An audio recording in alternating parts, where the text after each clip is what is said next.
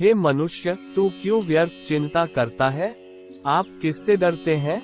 आपको कौन मार सकता है? आत्मा न तो जन्म लेती है और न ही मरती है। जो हुआ सही है, जो होता है ठीक है।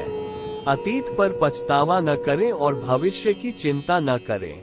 वर्तमान पर ध्यान दें, क्योंकि वर्तमान सदैव परिवर्तनशील है। अरे, तुझे क्या हो गया है जिसके लिए तू रो रहा है? तुम क्या लाए थे जो तुमने खो दिया? तुमने क्या पैदा किया है कि तुम उसके विनाश पर शोक करते हो? जो कुछ भी लिया, ईश्वर से लिया। खाली हाथ आए थे, खाली हाथ ही जाओगे। जिसे तुम आज अपना समझते हो, कोई अंतर नहीं है।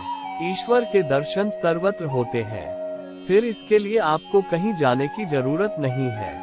यही जीवन की उपलब्धि है, परमात्मा को देखना और उसमें विलीन होना। जैसे नदी समुद्र में समा जाती है, तब उस नदी का अस्तित्व समाप्त हो जाता है। ये समुद्र बन जाती है। यदि वो फिर उस समुद्र में खोजने जाए तो भी वह नहीं मिलती। जैसे ही यह आत्मा प्रभु को जान लेती है, वो उनमें छलांग लगा देती है।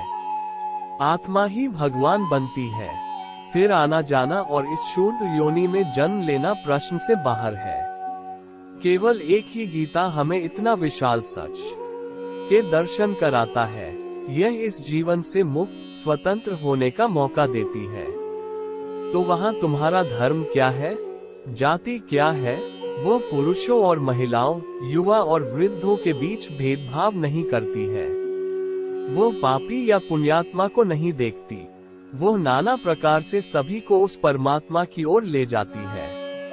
इसकी एक ही शर्त है कि हमारी इच्छाशक्ति काफी मजबूत होनी चाहिए। इस चिंतन और गीता की समझ को लिखते समय मुझे बहुत खुशी हुई। मैं ईश्वर की उस कृपा को कभी नहीं भूल सकता कि उन्होंने मुझे उस आनंद सागर में लगातार 2 वर्षों तक कार्य करने, वरदाना सेवा में विघ्नों को उन्नति की सीधी समझ आगे बढ़ने वाले निर्विघ्न सच्चे सेवाधारी भव सेवा ब्राह्मण जीवन को सदा निर्विघ्न बनाने का साधन भी है। और फिर सेवा में ही विघ्नों का पेपर भी ज्यादा आता है। निर्विघ्न सेवाधारी को सच्चा सेवाधारी कहा जाता है। विघ्न आना ये भी ड्रामा में नूंद है। आने ही है और आते ही रहेंगे, क्योंकि यह विघ्न व पेपर अनुभवी बनाते हैं। इसको विघ्न न समझ दर अनुभव की उन्नति हो रही है, इस भाव से देखो तो उन्नति की सीढ़ी अनुभव होगी और आगे बढ़ते रहेंगे। स्लोगन विघ्न रूप नहीं, विघ्न